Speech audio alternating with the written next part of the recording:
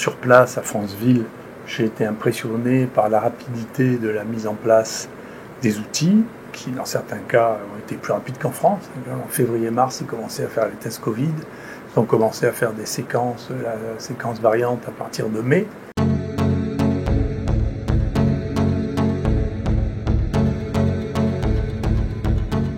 Concernant la prise en charge du Covid, d'abord, effectivement, j'ai été très impressionné par la gouvernance au niveau du pays. Les ministres que j'ai rencontrés étaient d'un niveau inattendu, vraiment, pour moi en tout cas, une très grande qualité.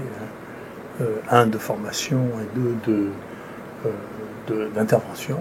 C'est des gens qui ont un niveau technique et incontestable, des capacités techniques qui me paraissaient être en mai 2020 supérieures à celles de pas mal de CHU français.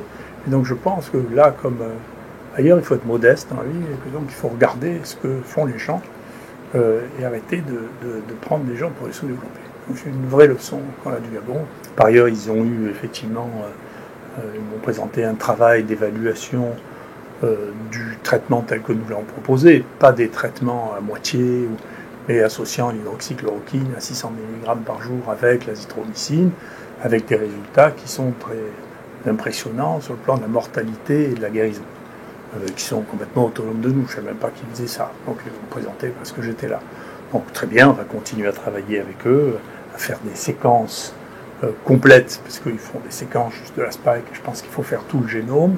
Moi, je suis très impressionné par la qualité de la réponse qui doit nous faire réfléchir sur leur potentiel, et singulièrement, on avait remarqué, on a fait une publication là-dessus, que quand on ramenait le nombre de génomes au nombre d'habitants, au nombre de morts par le Covid, il y avait 14 pays africains qui avaient fait mieux que nous.